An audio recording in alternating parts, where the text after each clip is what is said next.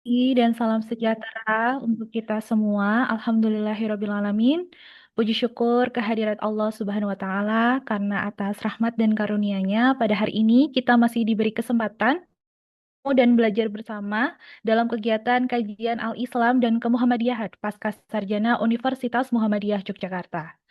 Yang terhormat Dekan Pascasarjana Profesor Erna Rohmawati PhD, yang kami hormati Wakil Dekan Pascasarjana Bapak Muhammad Syifa Amin Wikdido PhD, dan yang kami hormati narasumber kajian AIK hari ini Ustadz Dr. Pit Hizbullah Haidir SAGMA, serta yang kami hormati juga Bapak Ibu dosen tenaga kependidikan dan rekan-rekan mahasiswa program magister dan doktoral di lingkungan Universitas Muhammadiyah Yogyakarta. Baik, marilah kita mengawali rangkaian kegiatan pada pagi hari ini dengan melafazkan basmalah bersama-sama. Bismillahirrahmanirrahim. Selanjutnya, mari kita dengarkan bersama sambutan dari Dekan Pascasarjana kepada Profesor Erna Rohmawati PhD. Kami persilahkan. Oke, baik. Terima kasih Mbak Oda. Assalamualaikum warahmatullahi wabarakatuh. Rabbi shrah li sadri wa yassir li amri wahlul 'uqdatam min lisani yafqahu qawli.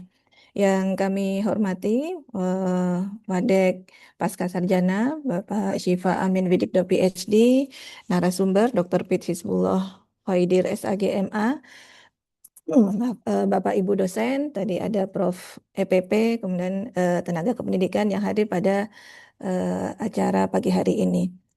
Alhamdulillahirrabbilalamin wa bihi nasta'inu ala umri dunya waddin. Wassalatu wassalamu ala asrofil anbiya wal mursalin amma ba'du.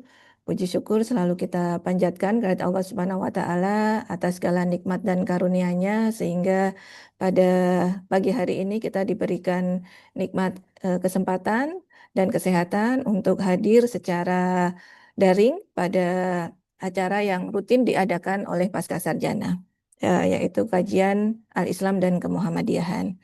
Adapun salawat dan salam tak lupa kita panjatkan ke junjungan kita Nabi Muhammad SAW.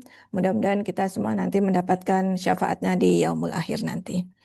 Baik, untuk topik pada kesempatan hari ini adalah terkait dengan memahami ayat-ayat kebencanaan dalam Al-Quran. Nah, ini salah satu yang melandasi adalah kita melihat akhir-akhir ini cukup banyak bencana alam, baik itu yang mungkin salah satunya adalah karena buatan manusia secara tidak langsung, kemudian juga ada bencana alam yang memang natural disaster, sehingga pasti ada ayat-ayat di dalam Al-Quran yang menjelaskan hal tersebut. Tapi tentu saja bukan kapasitas saya untuk lebih mengulik lebih dalam, khawatirnya nanti malah salah, sehingga ini saya serahkan kepada Ustadz Pit Hizbullah yang sudah tidak diragukan lagi, nggih.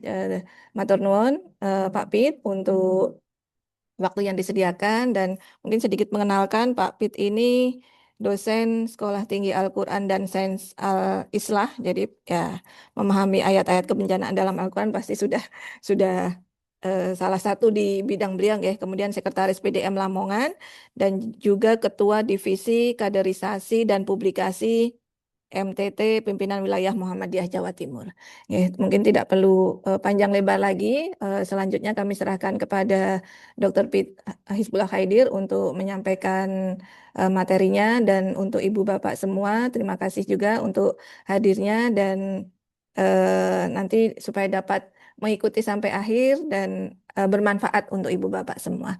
Saya akhiri. Assalamualaikum warahmatullahi wabarakatuh.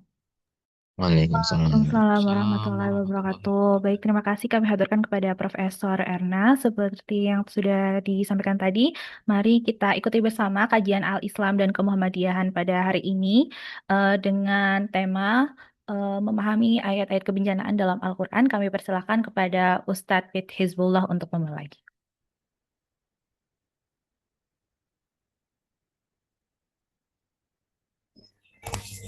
Bismillahirrahmanirrahim. Assalamualaikum warahmatullahi wabarakatuh.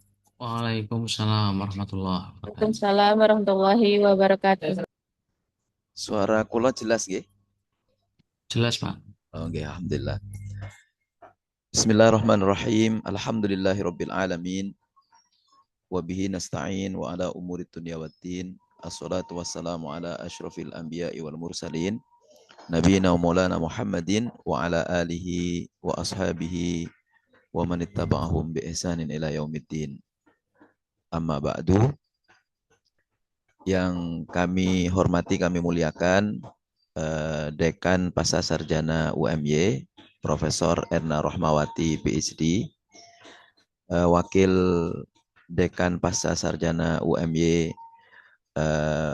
Mas Siva Amin Widakdo, PhD, beserta seluruh staf pimpinan di Pasca Sarjana UMY, serta para hadirin peserta kajian AIK dan Kemuhammadiyahan, Al-Islam Kemuhammadiyahan Pasca Sarjana UMY yang berbahagia. Alhamdulillah dan matur nuwun sudah diberi kesempatan untuk berbincang dan belajar bersama terkait dengan isu yang sangat timely ya, isu yang sangat relevan hari ini, utamanya menyangkut bencana. Dan kita hari ini fokus ingin membahas tentang kajian kebencanaan dari ayat-ayat tentang bencana. Tadi Prof. Erna sudah menyampaikan pembukaan bahwa tentu saja memang dari ayat-ayat Al-Quran itu banyak sekali yang bicara tentang kebencanaan, tetapi mungkin yang diperlukan kita membutuhkan satu pendekatan yang baru dan pendekatan yang lebih komprehensif begitu untuk dapat memahami ayat-ayat kebencanaan, sehingga kita tidak hanya terpaku pada satu sisi, tetapi juga lebih bisa melihatnya dari aspek-aspek lain.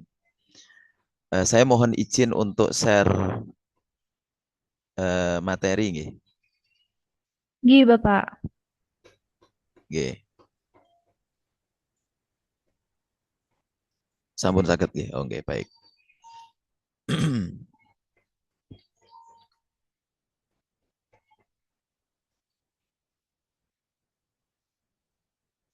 Sedap nggih.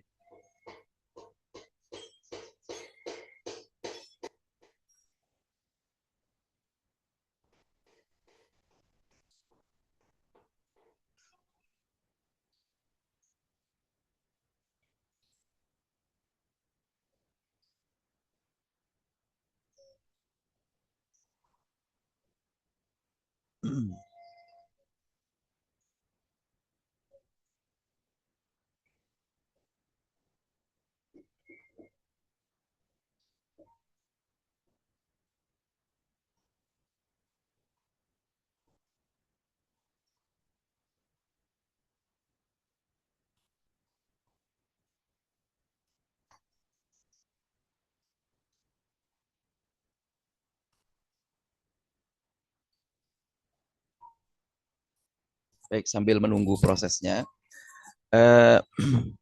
Bapak Ibu sekalian, ini temanya saya kasih tema yaitu sama seperti tema yang dimintakan, tetapi dengan tambahan bahwa ayat-ayat kebencanaan dalam Al-Quran itu banyak polanya, banyak klasifikasinya. Ada yang mungkin terkait azab, terkait ujian, terkait tata kelola. Di sini kita coba untuk melihat bagaimana ayat-ayat kebencanaan itu bicara kepada kita hari ini, gitu. Di mana ayat-ayat itu sudah 1400 tahun yang lalu, tetapi ketika kita bawa ke hari ini, itu seperti apa polanya. Nah, baik, di pendahuluan saya mencoba untuk mengurai bahwa ada pertanyaan-pertanyaan biasanya, atau bahkan ada asumsi, atau bahkan ada judgement ya, terhadap bencana yang terjadi, bahwa itu bencana itu terjadi mungkin di situ banyak orang ahli maksiat gitu. Bencana terjadi di situ karena pokoknya ahlul qaryah di situ nggak benar semua lah gitu. Makanya kemudian Allah memberikan bencana, memberikan musibah kepada mereka. Nah, pandangan itu sebenarnya sangat tekstualis ya. Tekstualisnya itu karena hanya melihat dari satu aspek saja. Bahkan melihatnya secara hitam putih, Dan kemudian bencana itu hanya dipahami sebagai fakta yang langsung memiliki hubungan kausalitas dengan kemaksiatan. Mas Pit, maaf, PPT-nya Halo? belum nampak, Mas Pit. Oh, dereng nampak nggih? Belum, dereng. Masih folder panjenengan itu. Oh, kok bisa begitu ya? Sekedap. Saya stop lagi nggih, sekedap nggih.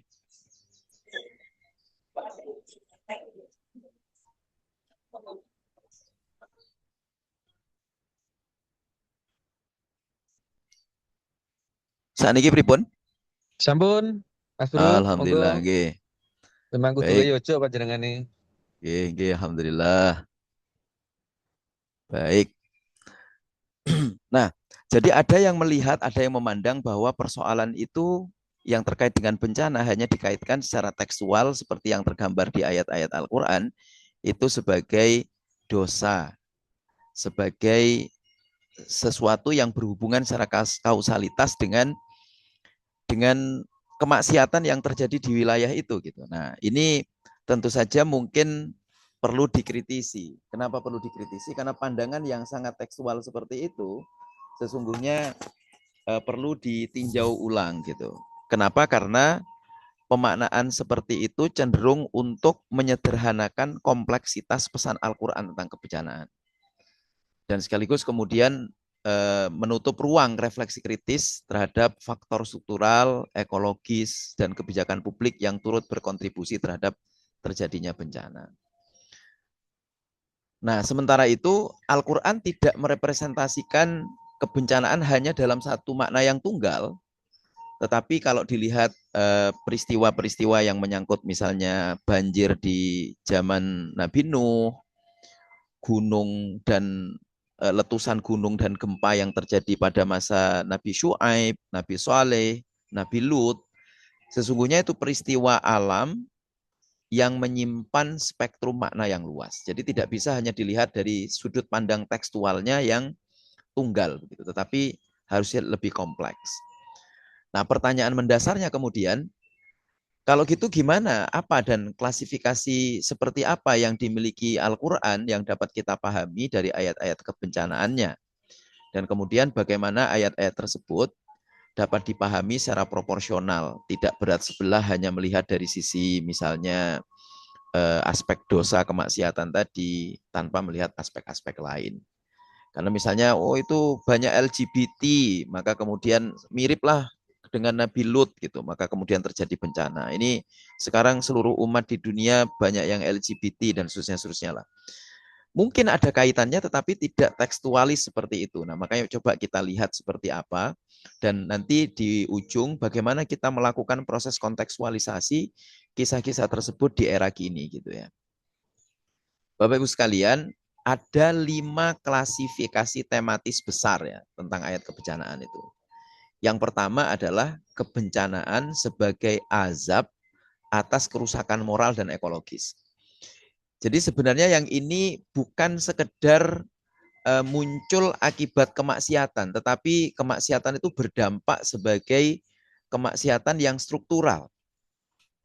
Nah, misalnya pembangkangan terhadap para nabi itu secara struktural dilakukan mereka untuk secara masif melibatkan banyak stakeholders gitu, mulai dari stakeholders kekuasaan, stakeholders usaha, bisnis, stakeholders bahkan NGO, bahkan intelektual, bahkan agamawan gitu, itu dimasifikasi, diskenariokan untuk melawan dan melakukan pembangkangan terhadap para nabi. Nah, inilah yang disebut dengan kebencanaan sebagai azab atas kerusakan moral dan ekologis. Dan itu berkaitan dengan eksploitasi, ketidakadilan, dan kerusakan tatanan sosial dan ekologis. Kemudian ada beberapa contoh kisah dan ayatnya. Nah, kalau Nabi Nuh itu ada banjir besar ya di surah Hud ayat 37 sampai 44. Kemudian ada Nabi Syuaib juga di surat Hud ayat 84 sampai 95. Kemudian kisah Nabi Saleh ayat Al-A'raf 73 sampai 79. Kemudian Nabi Lut juga ayat di surah Hud ayat 77 sampai 83. hikmahnya dari kisah tematis pertama ini adalah peringatan keras agar manusia tidak mengulangi kedurhakaan. Dan kemudian ada simpulannya, bencana itu adalah akumulasi kerusakan moral, sosial, dan ekologis, bukan sekedar hukuman metafisik akibat dosa. Jadi misalnya dihukum dengan bencana itu karena dosanya, dan bukan soal itunya saja. Memang betul dosa, tapi bentuk dosanya itu apa? Nah, itu bentuk dosanya adalah akumulasi moral, sosial, dan ekologis begitu. Bapak Ibu sekalian, kemudian yang kedua, klasifikasinya adalah kebencanaan sebagai akibat perbuatan manusia. Nah, tadi Bu Prof. Erna menyebutkan ini secara spesifik ya, bahwa kebencanaan itu akibat perbuatan manusia, antropogenik. Ya. Di situ karakter ayat yang muncul adalah ada relasi sebab akibat antara manusia dan alam. Dan di situ kemudian menegaskan tanggung jawab ekologis manusia. Nah, apa contoh ayatnya?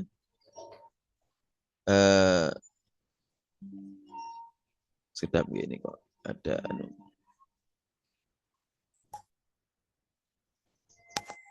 contoh ayatnya adalah sekitar agak ini.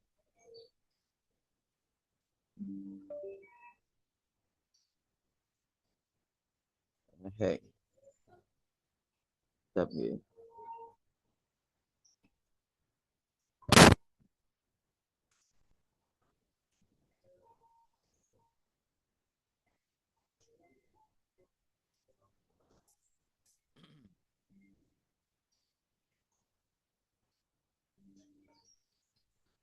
sedap agak ngeheng nih.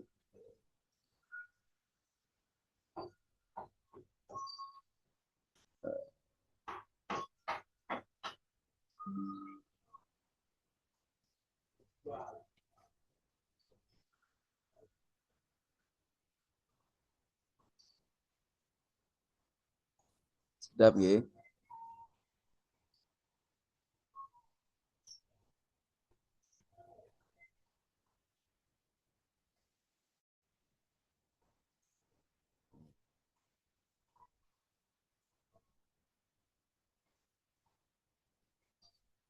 Oke. Sampun terlihat lagi ya?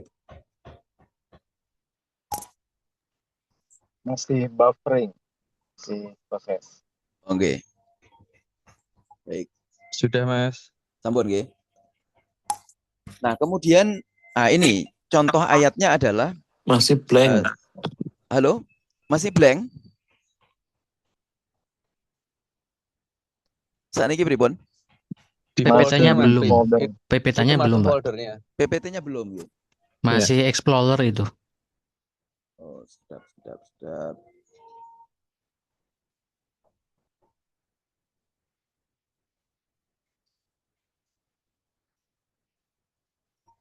Saya stop dulu.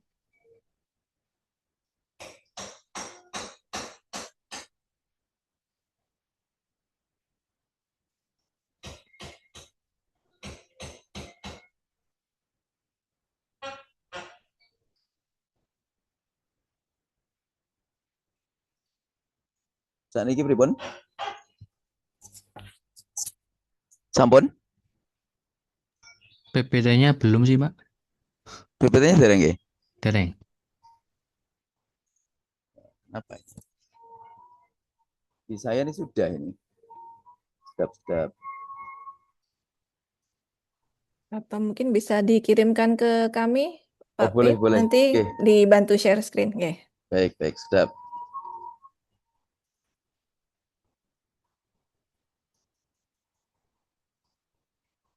Sedap nggih.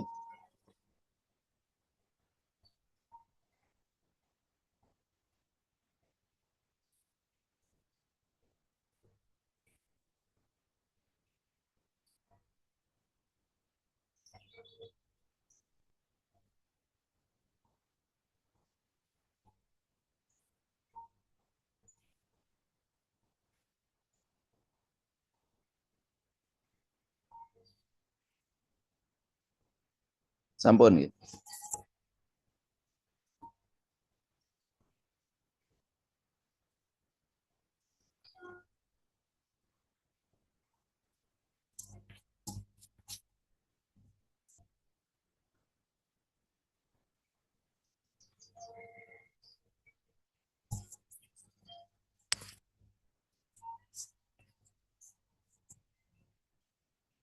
Oke, baik, matur nuwun. Eh, yang tadi nggih, yang surah Ar-Rum 41 nggih. Nggih, lanjut. Nah, nggih niki. Jadi klasifikasi kedua seperti kita bisa lihat di surah Ar-Rum ayat 41 yang dhaharul fasadu fil barri wal bahr itu, bencana adalah refleksi kegagalan etika manusia dalam mengelola alam. Jadi di sini ada hubungan resiprokal dan kausalitas antara manusia di satu sisi ketika mengelola dirinya sendiri, kemudian pada sisi yang lain ketika dia harus berinteraksi dengan alam. Menarik ketika Sayyidina Abu Bakar As-Siddiq menafsirkan ayat ini ketika khususnya menafsirkan al-bar sama al-bahr. Menurut beliau al-bar itu adalah manusia dengan akalnya. Jadi kerusakan di darat itu sesungguhnya karena itu simbol dari kerusakan akal manusia. Sementara di laut itu adalah kerusakan hati manusia. Nah, jadi telah tampak kerusakan pada akal manusia dan pada hati manusia itu karena ulah tangannya sendiri, dan itu berakibat kepada kerusakan alam karena kemudian yang muncul dari manusia model seperti itu adalah hawa nafsu, keserakahan, ketamakan, dan bahkan kalau dia menjadi penguasa itu justru akan lebih destruktif begitu. Kemudian slide berikutnya, Mbak. Nah, klasifikasi ketiga adalah kebencanaan sebagai ujian dan pendidikan. Nah, yang ini lebih positif karena tidak selalu berhubungan dengan dosa, tetapi justru mendidik kesabaran dan kesadaran ekologis manusia. Maka di slide berikutnya sebagai sebuah contoh gitu ya, di slide berikutnya Mbak, ini berkisah tentang Nabi Ayub ya, di mana Nabi Ayub di situ diuji dengan kelaparan, diuji dengan penyakit begitu. Yang di situ kemudian ujiannya ada pada dirinya dan juga ujiannya pada keluarganya, ujiannya juga pada pengikutnya. Nah, di situ yang diharapkan adalah kemudian bencana itu diproyeksikan berdampak agar manusia itu rendah hati terhadap alam dan juga rendah hati terhadap Tuhannya begitu. Berikutnya. Nah, yang keempat, kebencanaan sebagai peringatan, tadhkirah dan rahmat tersembunyi. Karakter ayatnya tidak memusnahkan total, bersifat korektif dan preventif. Nah, ini mungkin nggak tahu nih, Sumatera ini tadhkirah atau rahmat ya. Bisa kita lihat nanti. Tapi kalau ya mudah-mudahan modelnya model keempat inilah ya. Karena kalau sampai model yang pertama, kedua, nah itu umatnya nabi-nabi terdahulu itu kan hancur semuanya, rata dengan tanah gitu. Nah ini saya kira ulah orang lain yang kemudian membuat sebagian dari masyarakat Indonesia itu mengalami bencana. Berikutnya, slide berikutnya. Nah, di situ ada secara khusus surah As-Sajdah 21 dan Al-A'raf 9495 yang di situ lebih banyak bercerita tentang bagaimana pendidikan tentang kebencanaan itu menjadi tadhkirah sekaligus pendidikan spiritual. Jadi bencana kecil adalah alarm ekologis dan spiritual agar orang itu ingat.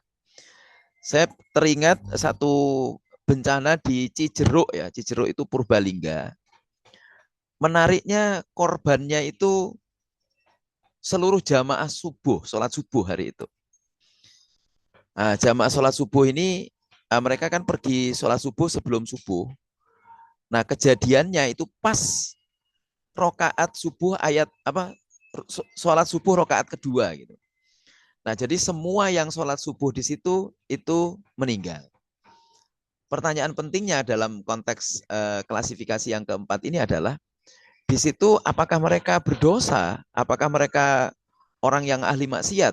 Oh, ternyata mereka betul-betul orang yang selalu menjaga sholat subuhnya, salat berjamaah, tetapi kena musibah juga gitu. Nah, itu kan kemudian menjadi pelajaran penting bagi kita bahwa oh ternyata semua hal itu tetap berada dalam kekuasaan Allah Subhanahu wa taala apapun kondisinya gitu. Slide berikutnya. Oke. Nah, kemudian kebencanaan itu yang kelima adalah kebencanaan sebagai ibroh sejarah, pelajaran sejarah dan sunatullah. Karakter ayatnya, pola bencananya itu berulang dalam sejarah, berlaku lintas ruang dan waktu. Kayak misalnya seperti banjir ini ya, kemudian gempa, kemudian tanah longsor, dan seterusnya itu polanya ibroh sejarah dan sunatullah. Dan itu terjadi karena mungkin terkait dengan alam semesta, kemudian juga mungkin terkait dengan pengelolaan alam semesta yang kurang bagus. Nah, maka itu kemudian menjadi ibroh-ibroh yang kalau diulang lagi pasti terjadi seperti itu, makanya kita kemudian nggak boleh mengulang seperti itu. Berikutnya, slide berikutnya adalah contoh ayatnya. Nah, ayatnya di surah Yusuf 111, kemudian di Al-Haqqah ayat 6-12.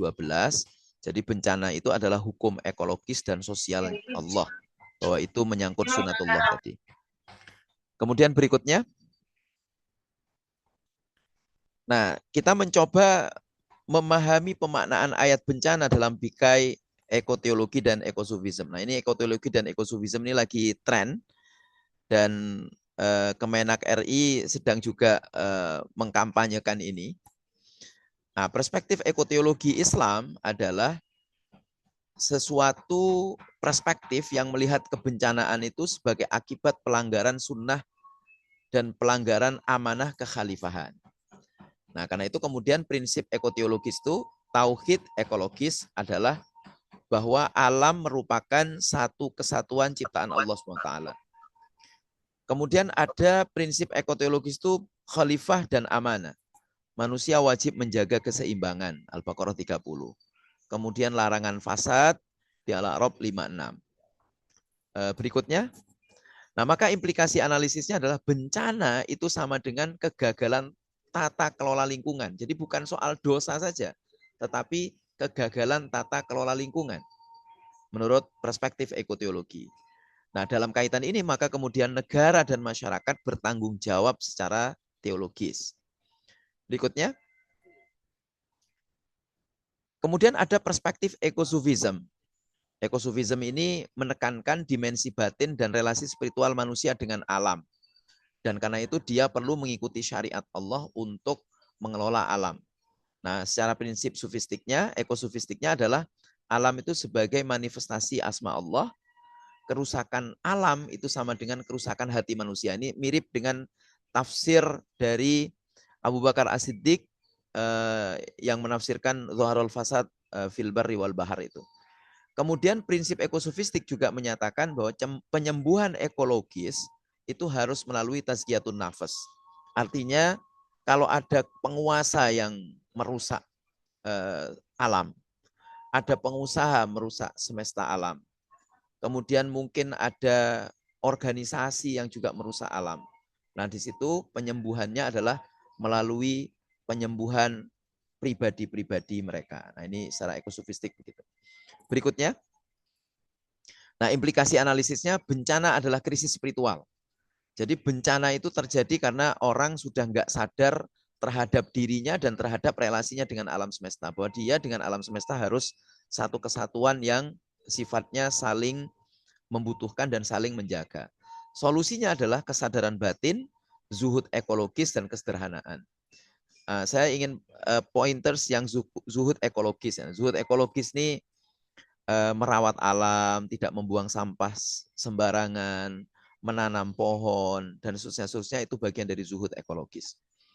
Berikutnya, nah ini kontekstualisasi ayat kebencanaan, ini ada problematika modern, kemudian padanan Qur'aninya apa? Perubahan iklim, fasad fil ard.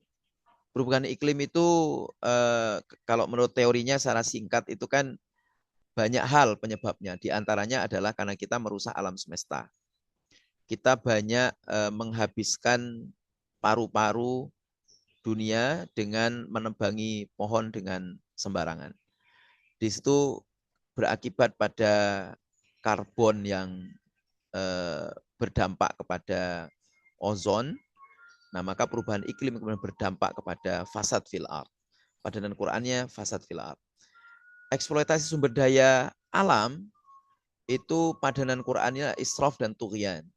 Israf itu kalau kita cek di masyarakat jahiliyah itu pada makanan itu mereka peroleh dari lingkungan dan kemudian mereka hambur-hamburkan. Tughyan itu lebih kepada mengeksploitasi alam untuk kepentingan keserakahan diri dan juga kelompok gitu ya. Nah, kemudian ketimpangan ekologis itu berkaitan dengan kezaliman. Mulai kezaliman yang sifatnya ekoteologis tadi dan ekosufistik. Secara ekoteologis, kezaliman itu dimulai dari kesyirikan. Orang kalau sudah syirik pasti tidak takut kepada Allah dan maka kemudian akan berdampak kepada hal-hal lainnya. Nah, kemudian bencana antropogenik ya, bencana yang disebabkan oleh ulah manusia. Nah, itu di padanan Quran disebut fasad fil bar wa fasad fil bahar itu. Berikutnya. Nah, di sini yang penting menjadi catatan, Al-Quran mendahului konsep environmental ethics dan sustainable development karena 1400 tahun yang lalu Al-Quran sudah bicara tentang hal-hal yang tadi saya sebutkan. Berikutnya, tinggal dikit lagi ini. Nah, ini saya membandingkan perbandingan model kebijakan kebencanaan yang dikaitkan dengan kisah para nabi dan era kini. Di Nabi Syuaib itu kebijakan ekonomi ekologis. Masalah yang terjadi kecurangan ekonomi. Eksploitasi yang berakibat pada eksploitasi sumber daya manusia, kemudian terjadi ketidakadilan struktural.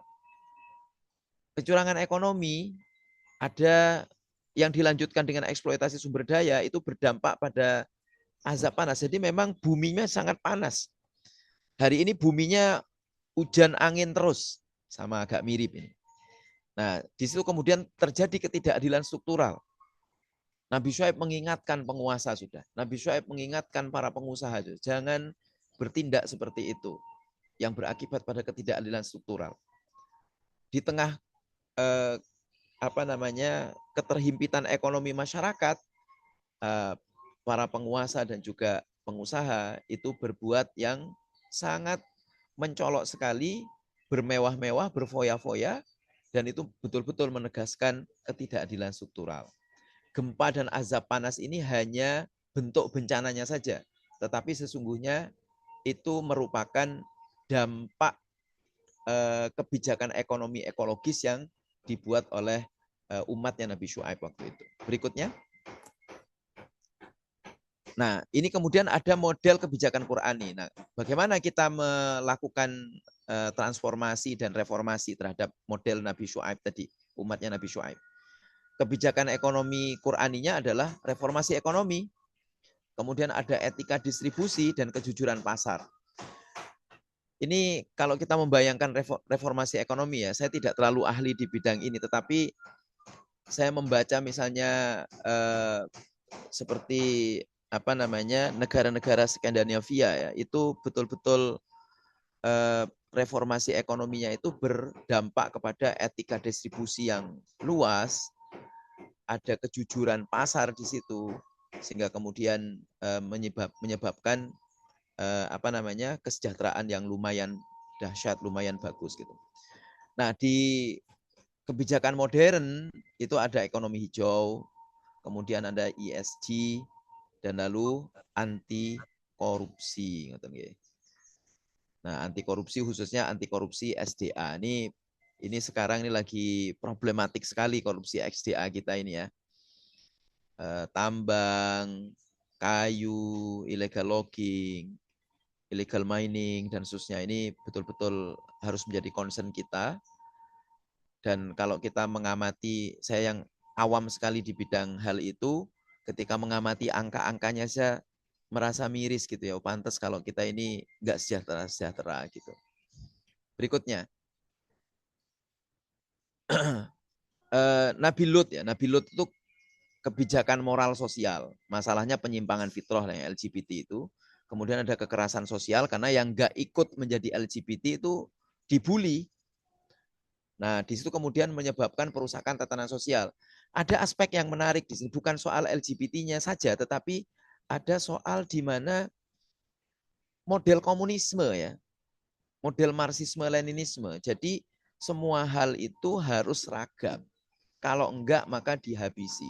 Kalau enggak maka akan dibully. Kalau enggak maka akan diberikan atau ditimpa kekerasan sosial. Nah, itu membuat semuanya jadi takut.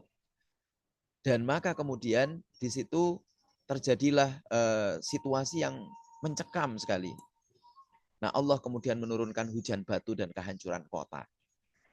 Nah, prinsipnya adalah ketika siapapun yang merasa dominan dan dominasinya kemudian ditindaklanjuti dengan kekerasan yang menyebabkan perusakan tatanan sosial atas ideologi yang dianut oleh orang-orang itu, maka itu akan juga menjadi model dari kebijakan kebencanaan atau model kebencanaan yang diakibatkan oleh hal itu.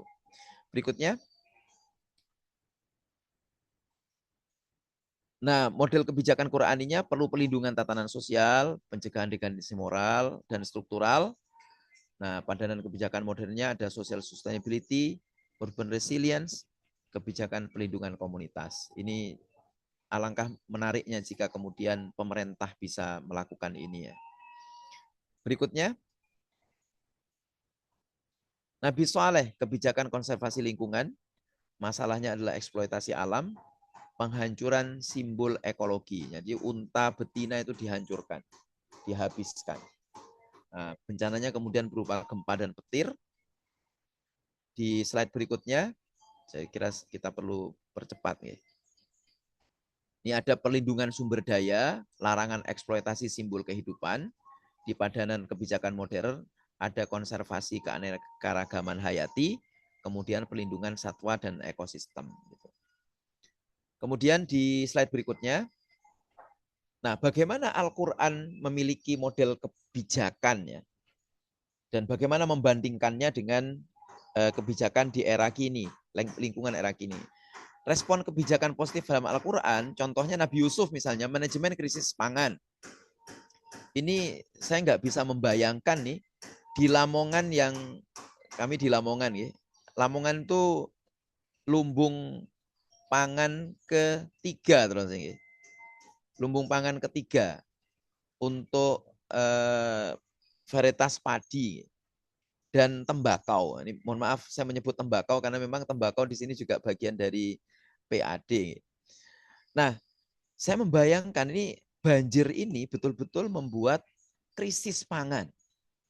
Krisis pangan. Nah, manajemen krisis pangan kita belum punya ini. Ini gimana ini nanti setelah ini? Pasti akan ada lonjakan harga terhadap pangan. Nah, ini mungkin perlu dipikirkan oleh pemerintah. Mudah-mudahan pemerintah yang sudah menginisiasi ketahanan pangan, jalin berkelindan dengan manajemen krisis pangan yang ke depan bisa dilakukan. Gitu. Kemudian ada Nabi Nuh ya, mitigasi bencana lewat bahtera. Jadi bukan soal bahteranya, tetapi ada mitigasi bencana. Ketika bencananya begini, bagaimana kita lakukan? Tapi kita kok terus-menerus mengulang-ulang ya, polanya itu terus-terus mengulang, tapi tidak dilakukan antisipasi. Nah, ciri utamanya kemudian respon kebijakan positif Al-Quran itu preventif, berbasis ilmu dan data, visioner jangka panjang. Jadi kenapa berbasis ilmu? Karena ilmu itu penting untuk data-data pada pola di mana dan kenapa bencana itu terjadi. Baik, slide berikutnya. Nah, kebijakan lingkungan di era kini karakternya teknokratis, sering reaktif, minim basis etika spiritual. Nah, kita tahu semualah bagaimana sikap menteri-menteri kemarin ya, ketika bencana itu. Saya tidak mau menyebut di sini, takut menjadi fitnah gitu ya. Menjadi forum fitnah intelektual nanti nggak enak juga. Jadi kita itulah, jadi teknokratis, sering reaktif, kemudian minim basis etika spiritual. Katanya listriknya sudah hidup, tapi kok nyatanya 7 hari nggak hidup dan seterusnya. Itu minim basis etika spiritual. Nah, kelemahannya kemudian terlalu antroposentris, growth oriented, terpisah dari nilai moral. Nah, poin ini sesungguhnya adalah bahwa tadi terkait dengan ekoteologis, ekosofistik, plus sebenarnya prevention action dari atau preventive action dari kita sebagai umat Islam yang berbasis Quran itu diperlukan. Berikutnya. Nah, saya kemudian ingin membuat satu model sintesis ya untuk model kebijakan lingkungan Qurani integratif. Model idealnya adalah integrasi. Jadi ada ekoteologi, ada regulasi, ada keadilan ekologis, ada ekosofism, kesadaran batin dan etika hidup. Kemudian digabungkan dengan sains modern yang dia mengelola dan meng-create satu mitigasi dan adaptasi terhadap kebencanaan. Nah, ini tentu saja kemudian basisnya adalah basis Qurani iya, basis sains iya, basis tazkiyatun nafas bagi pengelola-pengelola kebijakan lingkungan khususnya dan para pemangku kebijakan umumnya. Paling terakhir, monggo. Slide berikutnya, Mbak. Kesimpulan ya. Kesimpulannya adalah bencana bukan hanya masalah alam, tetapi krisis iman, moral, dan kebijakan. Kalau saya mengatakan krisis iman ini bukan soal teologis belaka ya, tapi iman yang bersyahadah, iman yang menjadi komitmen. Kalau moral ini bukan lebih ke individual, tapi moral yang sifatnya publik dan kebijakan, di mana ada keberpihakan kebijakan. Dan akhirnya, slide terakhir, inilah slide yang paling kita tunggu-tunggu, slide penutup. Ya. Matur nuwun atas perhatian dan kesediaan mendengarkan. Akhirnya, wassalamualaikum warahmatullahi wabarakatuh.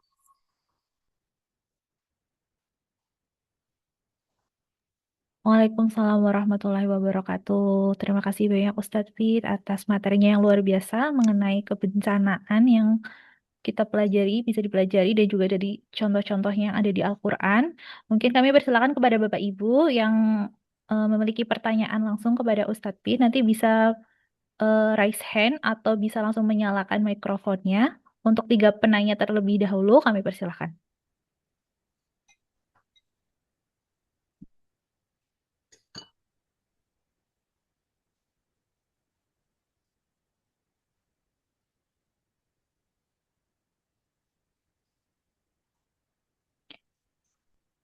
Monggo Bapak Ibu.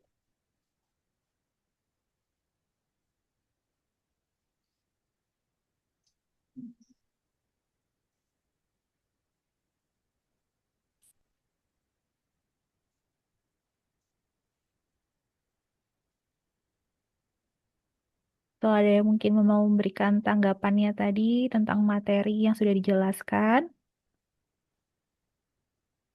Boleh mungkin saya ini. Saya Aris Monggo Fauzan. Pak. Nggih, monggo Pak Aris. Assalamualaikum Mas Fit. Saya harus manggilnya Mas Fit ini karena dulu kita sama-sama berjuang di Ciputat. Sehat-sehat Mas Fit. Ya, alhamdulillah. Alhamdulillah senior sehat ya. Ini saya tidak menampilkan wajah, tapi insya Allah wajah saya tidak berbeda dengan yang tampil di situ pakai peci. Masya Allah. Ya. Ya, memang isu-isu mungkin yang sering kali kita jumpai dalam eh, kehidupan kita di masyarakat itu seringkali memang yang disampaikan itu tataran-tataran yang bersifat teoritis ya.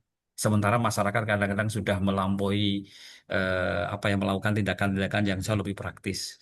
Pertanyaan saya kemudian adakah petunjuk-petunjuk praktis kalau dalam istilah organisasi itu ada namanya juknis atau petunjuk teknis di dalam mengatasi bencana yang memang sudah ditawarkan oleh para ulama-ulama klasik terkait dengan masalah misalnya antisipasi bencana, kemudian masalah krisis ekonomi atau misalnya kalau misalnya kita bisa merujuk ke Nabi Ayub bagaimana kemudian mengatasi eh, apa ya penyakit yang menular, misalnya penyakit kulit dan lain sebagainya. Di antara para ulama klasik pernahkah mereka menawarkan itu? Bukan hanya sekedar yang penting kamu beriman saja atau yang penting kamu berbuat baik saja. Gitu. Itu satu. Yang kedua, kalau kita membandingkan dengan beberapa agama-agama lain itu seperti misalnya mereka seringkali tidak berbicara dalam tataran teoritis, tapi langsung pada petunjuk-petunjuk praktis. Tidak boleh ini, tidak boleh itu. Yang itu memang mengarah kepada final goal-nya adalah perlindungan. Kalau istilah kita menggunakan teori agama itu ya ujungnya pada maqasidus syariah begitu. Yaitu perlindungan terhadap agama, perlindungan terhadap diri, perlindungan terhadap harta, perlindungan terhadap keturunan, dan perlindungan terhadap akal. Nah, kira-kira bagaimana langkah-langkah ulama klasik dan bisa jadi mungkin ulama-ulama hari ini, Mas Bin. Itu saja, Mas Bin. Terima kasih. Siap.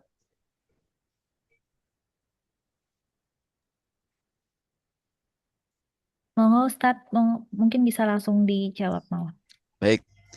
Matur nuwun Mas Dr. Aris Fauzan. Wah, ini senior saya ini. Ini kayak ujian disertasi lagi nih kita ini kalau ditanya oleh senior kita ini. Nggih. Justru itu apa namanya dalam kaitan yang teori sama yang praktis itu kalau kita melihat misalnya ya beberapa ulama sufi khususnya itu mereka sudah memiliki panduan praktis untuk murid-muridnya merawat alam ya. Ada contoh begini, Bayazid Al-Bustami misalnya ya. Bayazid Al-Bustami yang disebut di Al-Futuhat Al-Makkiyah dan juga di beberapa kitab itu.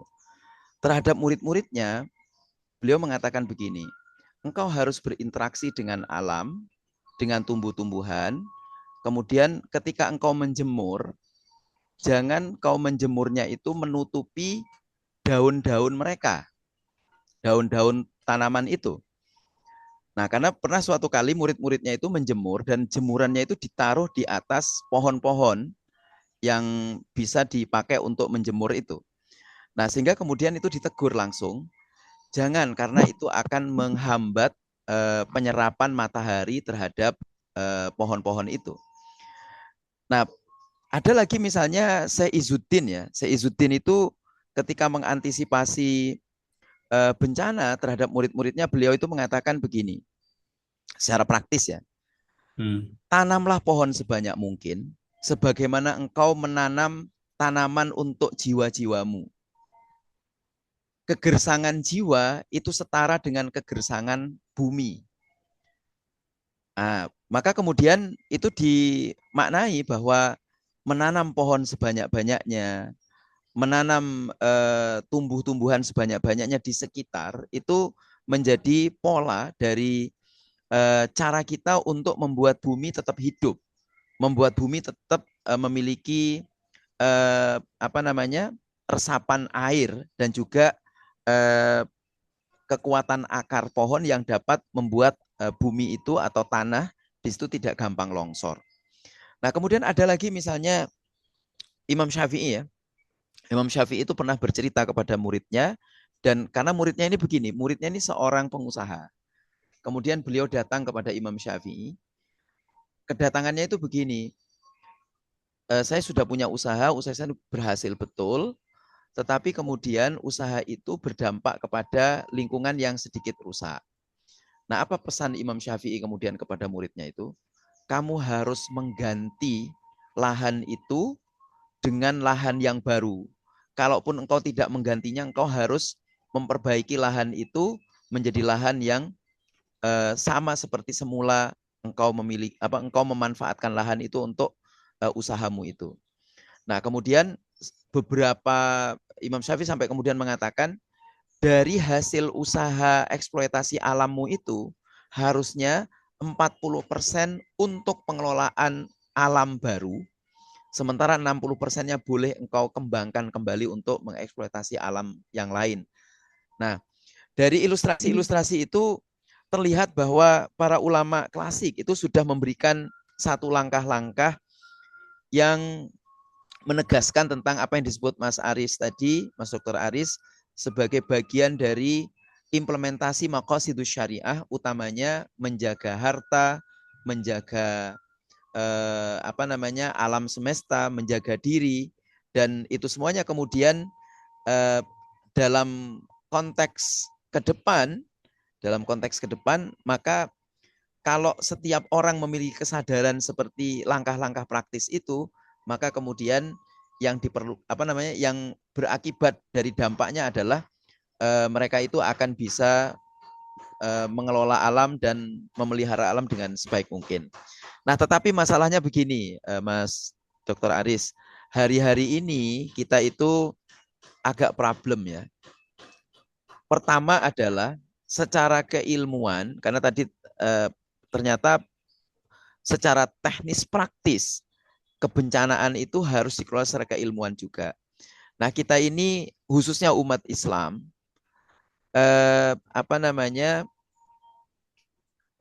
secara keilmuan tidak memiliki akses ya terhadap fakta-fakta yang sudah diberikan oleh para ulama itu. Terus yang kedua, kita sendiri bukan penguasa alam ini sekarang ini. Tidak berkuasa terhadap alam semesta gitu. Sehingga ketika kita misalnya mengusulkan apapun, itu menjadi muspro. Suara-suara kita tidak terdengar. Bahkan kemudian para pemimpin kita, para pengusaha kita yang notabene-nya muslim, itu justru juga tidak memiliki atau tidak menerapkan prinsip-prinsip yang tadi secara teoritis dan juga secara praktis sudah diajarkan oleh para ulama-ulama kita. Jadi ini sekarang ada gap nih. Apalagi kemudian ada kecenderungan bahwa para ulama, para penguasa kita ya, itu tidak membaca gitu. Tidak membaca, basis kebijakannya itu tidak dari hasil bacaan, tetapi dari hasil kepentingan. Yang penting untung gitu. Ini sangat berbahaya gitu bagi tata kelola kebencanaan yang mana kemudian alam semesta harus dipelihara di situ gitu. Menawi ngoten nggih, Mas Dr. Aris. Cuman ada satu problem yang lain. Mudah-mudahan nanti sambil menunggu yang lain bertanya. Mengenai saya kan kebetulan memang ya sedikit-sedikit memperhatikan tentang isu-isu tasawuf ya. Orang punya kecenderungan kalau tasawuf itu ya pasif, kemudian hanya berdekat dengan Tuhan dan lain sebagainya. Sementara metafor-metafor yang tadi disampaikan oleh Abu Yazid Al-Bustami, mungkin juga Jalaluddin Rumi, bagaimana kemudian membangun alam itu jarang dia. Bagaimana kemudian menghidupkan kembali ya, menyadar atau paling tidak bagaimana membangun kembali satu perhatian masyarakat Muslim khususnya untuk bisa mengetahui bahwa ini loh ada sumber-sumber informasi yang tasawuf tidak lagi dianggap sebagai sesuatu yang pasif, hanya bersandar diri kita adalah Tuhan dan lain sebagainya. Itu setuju itu. Setuju gimana? saya. Setuju karena memang tasawuf itu kalau dilihat sejarahnya yang benar gitu ya. Maksud saya benar itu bukan berarti yang lain tidak benar, tapi maksudnya ada aspek yang di situ aspeknya itu organisatoris dan aktif. Contoh misalnya seperti yang lain ya, Al-Muwahhidun ya, yang di Afrika itu sangat aktif, bahkan terlibat dalam upaya-upaya untuk mempengaruhi kebijakan publik. Dan pengaruh syekhnya juga pengaruh pengikutnya itu berdampak yang cukup besar. Maka seperti Farid Esak misalnya itu pengikut tarekat Muwahhidun itu. Oh iya. Dan tarekat-tarekat umumnya kan juga menerima anggota yang non muslim ya. Saya mendengar juga bahwa Nelson Mandela itu juga sering berkunjung kepada tarekat Muwahhidun di Afrika itu. Nah, makanya kemudian pola kebijakannya sangat sangat pro etika lingkungan lah gitu. Sangat pro etika lingkungan, tidak dominatif. Kalau ada sesuatu yang sifatnya eksploitatif, itu kemudian disebut sebagai bagian dari pengerusakan alam dan juga pengerusakan politik dan seterusnya. Jadi menarik gitu. Termasuk ini kan kalau Syekh Abdul Qadir Al-Jilani dengan Al-Qadiriyah ya, kayaknya kesannya cuma wirid aja gitu kan. Wirid 10.000 la ilaha illallah Muhammadur Rasulullah. Itu memang benar diajarkan gitu oleh Syekh Abdul Qadir Al-Jilani. Tetapi yang belum diajarkan adalah fakta berikutnya di kitab-kitab beliau yang lain, misalnya Al-Fathur Rahmani ya. Di situ kan disebutkan keberpihakan beliau ketika misalnya mengatakan zikir itu sesungguhnya adalah engkau sadar, ingat terhadap dirimu, lingkunganmu, keluargamu, negaramu, dan semua hal yang terkait dengan kehidupanmu gitu. Nah, itu artinya kemudian bahwa prinsip-prinsip ekosufism Nah, itu menjadi landasan yang menarik menurut saya untuk kemudian yang dilihat bukan sekedar aspek teoritis dan suluk wiridnya, tetapi teori sekaligus suluk organisatorisnya.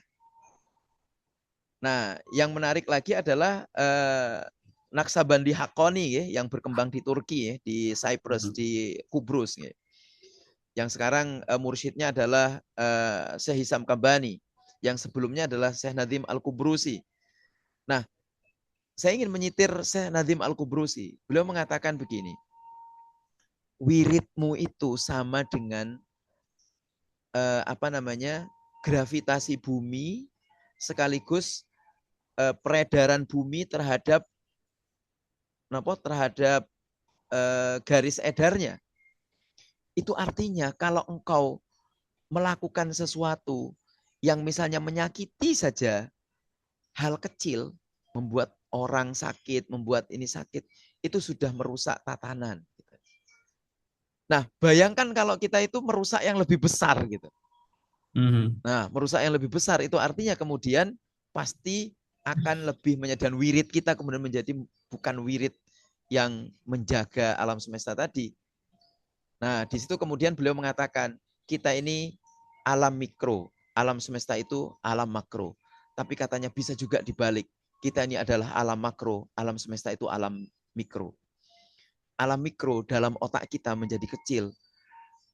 Dan alam mikro yang kecil itu ketika kita kemudian eksploitasi dia, maka dia akan menjadi rusak juga. Nah, rusaknya alam mikro itu menjadi pertanda rusaknya alam makro. Artinya ketika alam semesta rusak, sesungguhnya yang rusak adalah diri kita juga. Gitu. Ngoten, Mbok Menawi, Mas. Terima kasih, Mas Wid. Ini komprehensif, ini mudah-mudahan malah justru memancing pertanyaan dari teman-teman yang lain. Terima kasih, Mas Wid. Siap. Assalamualaikum. Waalaikumsalam. Monggo Bapak Ibu yang lain jika ada pertanyaan atau tanggapan, kami persilakan.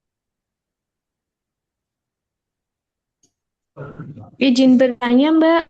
Oh iya, Boleh? silakan. Dari Nggih. Ibu Tari. Oke. Iya. Nggih. Assalamualaikum warahmatullahi wabarakatuh. Terima kasih untuk kajian yang menarik. Ini sambil donor darah di PMI Kulon Progo. Izin bertanya Ustadz, karena kan kita sebentar lagi menyongsong Ramadan ya. Sebentar lagi insya Allah tanggal 18 Februari kita akan bersama-sama menunaikan ibadah puasa. Nah, saya ingin bertanya, karena ada beberapa pasien lansia itu yang merasa bahwa dia itu utangnya itu ada di tahun sebelumnya, itu belum disaur, tapi beliau tuh sudah menunaikan fidyah. Tapi ada keinginan untuk membayar puasanya itu. Tetapi kalau saya sampaikan kepada pasiennya karena melihat kondisi klinisnya yang memang sudah dalam tanda kutip lansia, kami sarankan itu sudah sah Bu dengan fidyah itu. Tetapi beliau sendiri merasa tidak marem. Merasa bahwa harus dibayar dengan puasa juga. Mohon pencerahannya. Terima kasih. Assalamualaikum warahmatullahi wabarakatuh. Waalaikumsalam. Oke. Baik. Memang gini. Meskipun membayar fidyah itu memang boleh saja kita menyaur lagi karena wa antasumu khairul lakum. Jadi wa antasumu khairul lakum itu ya lebih bagus memang berpuasa. Tetapi begini, kita tidak boleh mendolimi diri sendiri. Mungkin itu yang perlu disampaikan kepada beliau Bu Dokter. Bahwa mendolimi diri sendiri itu satu. Ketika beribadah dapat kemudian membuat kita semakin sakit parah. Dua, misalnya kita beribadah semakin membahayakan. Nah dulu waktu perdebatan sekitar COVID ya, waktu COVID itu kan itu luar biasa kan. Kita tetap ke masjid atau enggak, atau cukup sholat di rumah atau bagaimana, berinteraksi dengan orang atau bagaimana, cukup membatasi diri dengan orang atau bagaimana. Nah, panduan dari fikih, dari fikih dan juga tarjih sebenarnya. Di tarjih itu disebutkan bahwa sesuatu yang memang secara ibadah itu dapat membahayakan diri sendiri itu kalau kita lakukan bisa disebut mendolimi diri sendiri.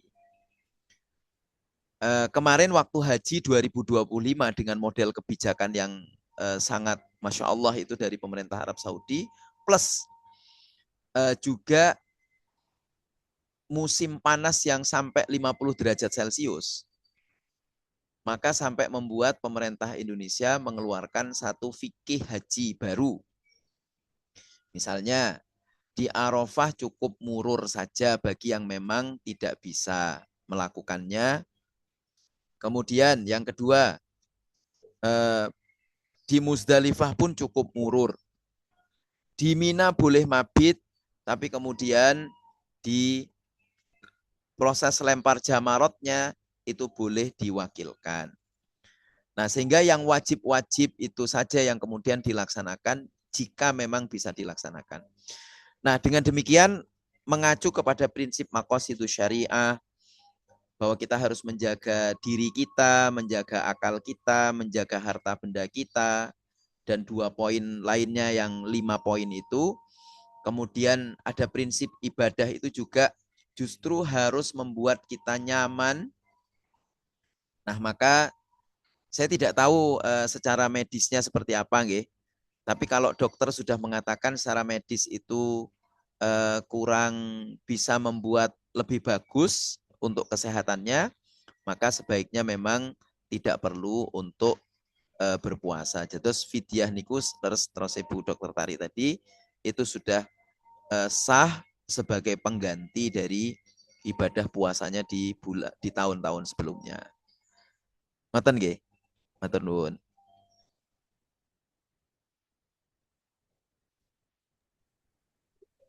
Baik, bagaimana Ibu Tari? Sudah Nggih, terima kasih untuk nggih. penjelasannya. Matur nuwun. Nggih, Diutamakan iya, nggih.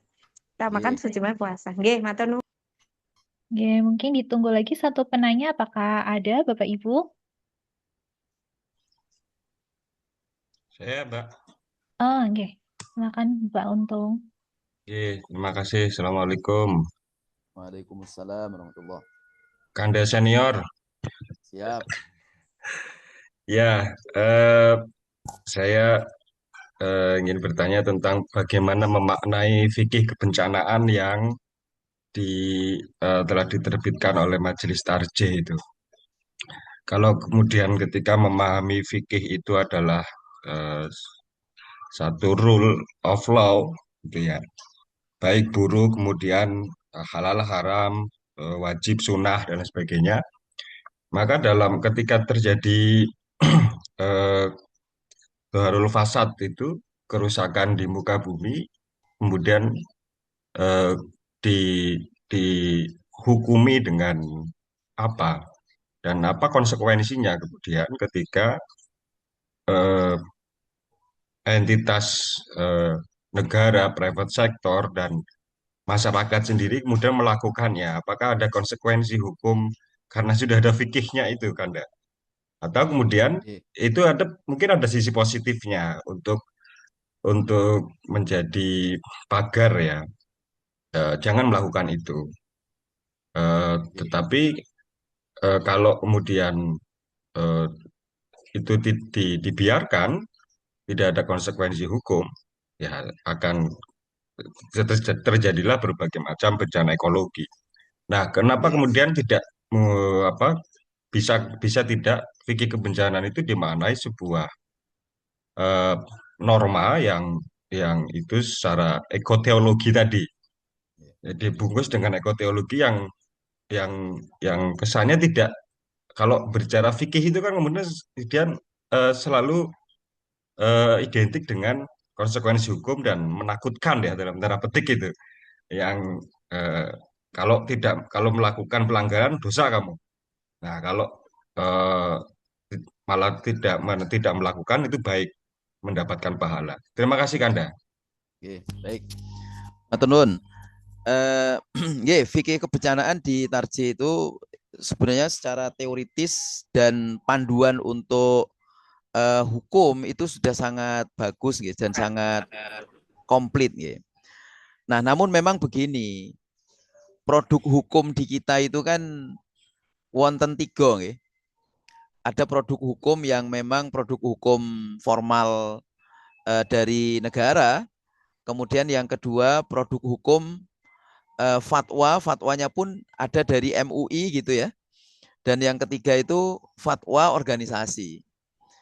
Nah, ini yang bisa kita jadikan patokan memang hanya produk hukum dari negara. Nah, sekarang yang perlu diperjuangkan yang perlu diperjuangkan adalah bahwa bagaimana menjadikan produk-produk hukum yang secara fikih difatwakan, bahkan sudah menjadi munas ya, munas tarjih itu gimana caranya bisa masuk menjadi kebijakan formal negara.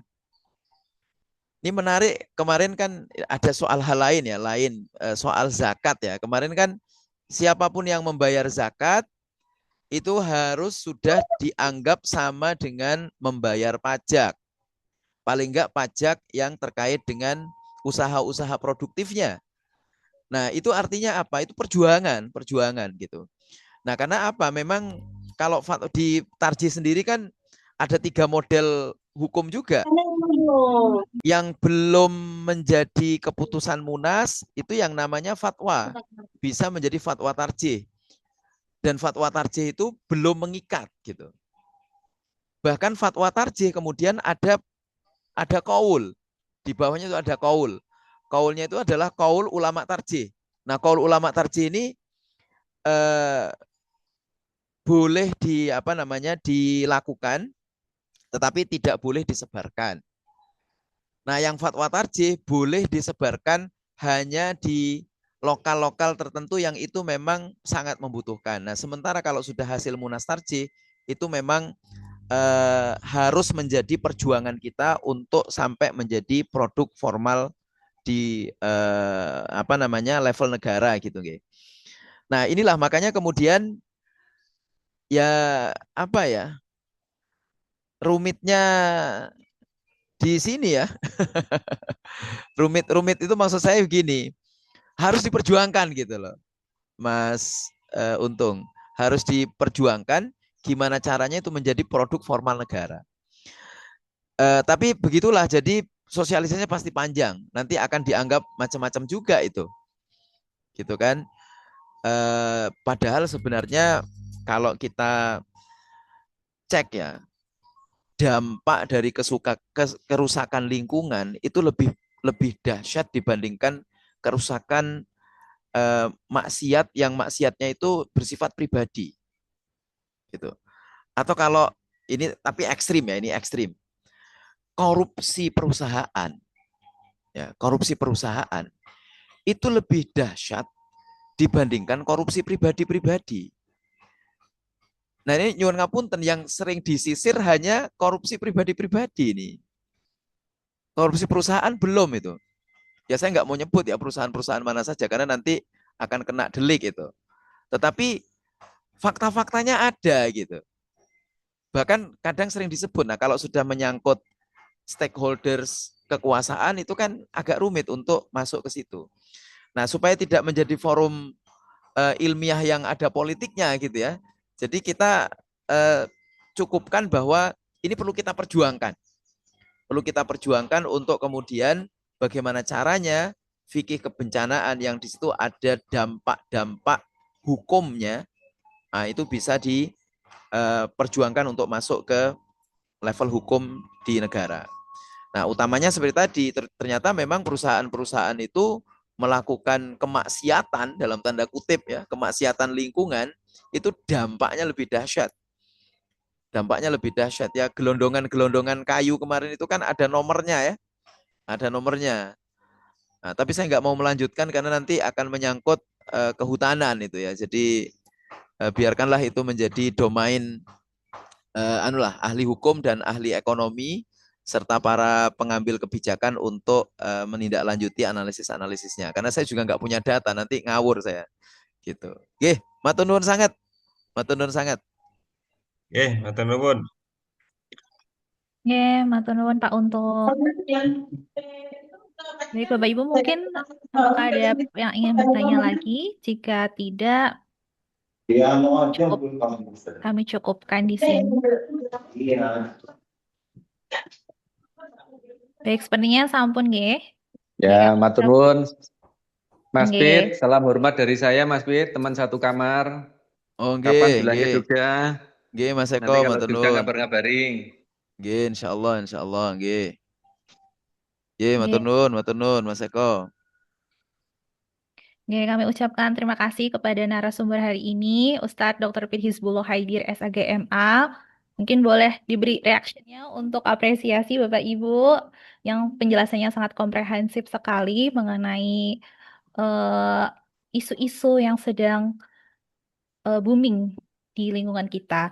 Baik, jika boleh merangkum, ya izin Ustadz, bencana ini tidak selalu identik dengan azab, tetapi juga dapat menjadi akibat perbuatan manusia, ujian keimanan, peringatan hingga pelajaran sejarah yang berulang sebagai sunatullah. Dijelaskan juga bahwa kebencanaan erat kaitannya dengan kerusakan moral, sosial, ekologis, dan kegagalan tata kelola, sehingga menuntut tanggung jawab manusia sebagai khalifah di bumi ini. Melalui pendekatan ekoteologi dan ekosofisme, kita diajak untuk tidak hanya membangun solusi teknis, tetapi juga kesadaran spiritual, etika lingkungan, dan kesederhanaan hidup. Selain itu juga Al-Quran telah memberikan contoh melalui nabi-nabi Allah dengan model mitigasi dan kebijakan kebencanaan yang bersifat preventif, berkeadilan, dan visioner yang relevan untuk dikontekstualisasikan dengan tantangan kebencanaan di era modern saat ini. Semoga kajian hari ini tidak hanya menambah wawasan akademik, tapi juga menggerakkan kesadaran kita untuk lebih bijak dalam menjaga alam, memperbaiki diri, dan membangun tata kehidupan yang lebih berkeadilan. Baik, mari kita akhiri kajian pada siang hari ini dengan melafazkan hamdalah bersama. Alhamdulillahirabbil alamin. Terima kasih Mas Pit.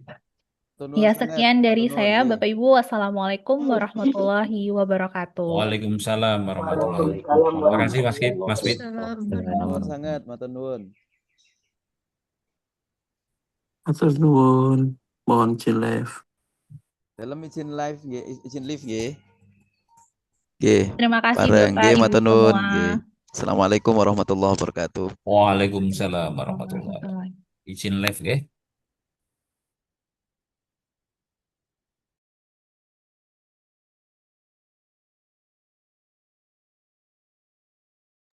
Baik, sebagai informasi tambahan Bapak Ibu, untuk presensi nanti akan kami tunggu sampai setengah 12. Jadi bisa join Zoom sekarang juga tidak apa-apa, nanti kita tunggu. Terima kasih.